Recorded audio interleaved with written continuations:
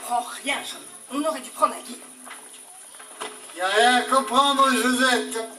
Il y a à ressentir. Je ressens pas. Ça fait 1 heure que je ressens pas. C'est non.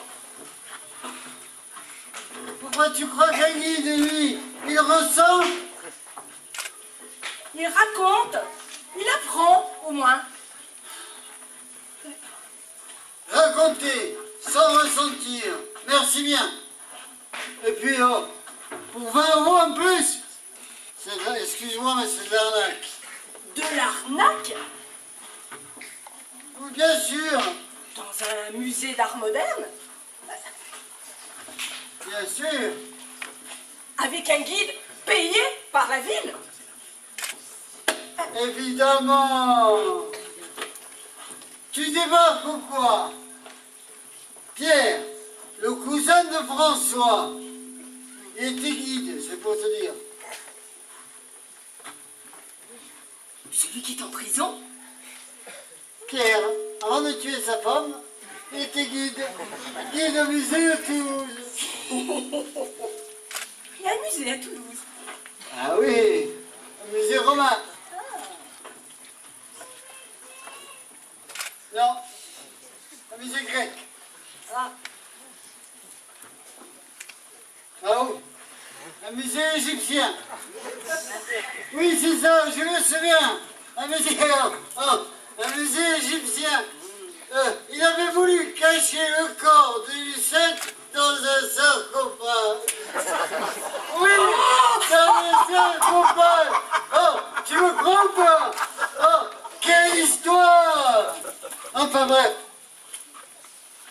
Pierre, après le test de processus par cœur. Et le positif par cœur. Et il le récitait pendant la visite.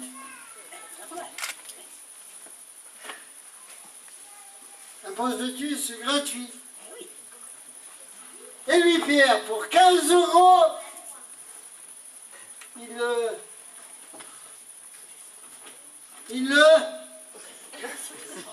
le récitait aux gens. Ah. Ça comptait pour moi. À Toulouse? Non, là, je me dis.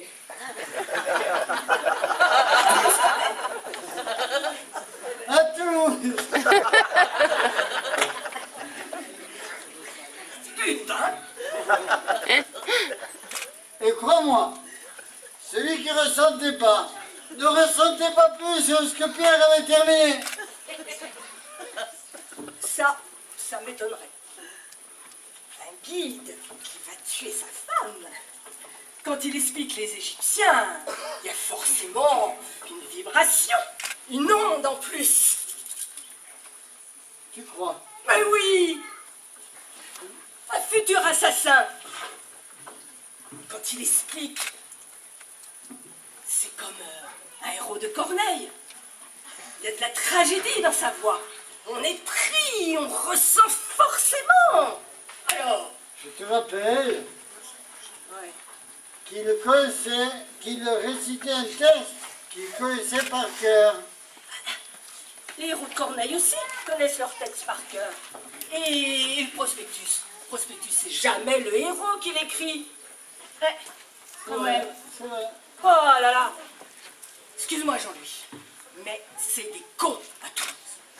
S'ils font pas la différence entre un guide normal et un guide qui va étrangler sa femme. Je ne crée pas Toulouse. Oh.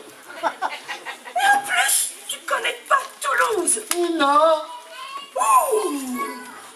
Il y a des fois, Jean-Louis, par moments, je ne te ressens vraiment pas. Michel, oh. Michel, Paligui. Eh boy.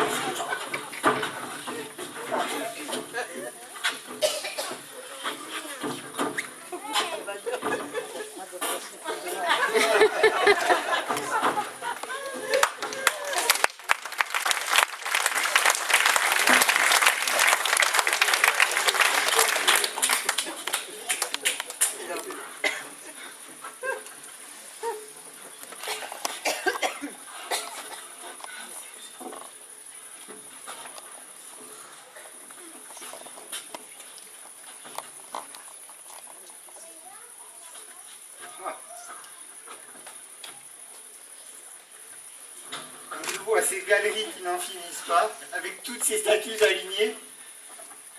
Je me dis qu'on ne parle pas assez de sexe à la maison, Françoise. De sexe? Et bien sûr, après quand les enfants arrivent ici, ils sont perdus. Tiens, regarde-les. Sylvain, Corinne, on ne court pas dans le musée. Mais de quel sexe tu veux qu'on parle? Peu importe, du tien, du mien. Mais il faut qu'on en parle. C'est urgent, Françoise, parce que sinon on va finir par dégoûter les enfants de toute la période gréco-romaine. Et franchement, c'est dommage. Regarde le disco-ball. C'est une splendeur. Je préfère qu'on parle du tien. Oh, comme tu veux, hein. Aucun problème.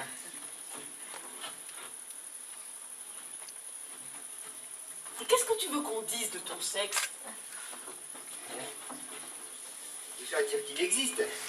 Que j'ai un sexe comme Marc Aurèle, comme Mercure, ou comme le disco-ball. Que le sexe des dieux et des empereurs que Sylvain et Corinne voient partout ici est le même que celui de leur père. Que c'est une chose naturelle, que ça n'a rien d'exceptionnel. Ben déjà, je pense que ça les apaisera. Que tu es le même sexe que Marc Aurèle? Ouais, ou que Marc Aurèle ait le même sexe que moi. Ils seront moins chamboulés. Et ils auront un repère. Ça relativisera.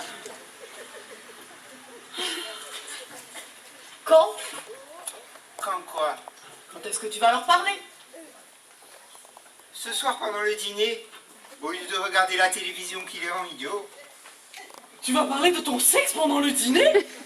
Bien sûr, pendant le dîner, on est tous les quatre les uns près des autres. C'est le seul moment où il y a une écoute possible. Et s'ils ne te croient pas? S'ils ne croient pas que tu as le même sexe que Marc Aurèle? Eh bien, je leur montrerai. Tu montreras ton sexe? Bien sûr. À table? Qu'est-ce qu'il y a de mal à montrer son sexe à ses enfants à table? Joseph! Ça leur apprend l'art, Françoise. Ça leur apprend que l'art, c'est quelque chose d'humain, que ça ne doit pas faire peur. Sylvain? Corinne?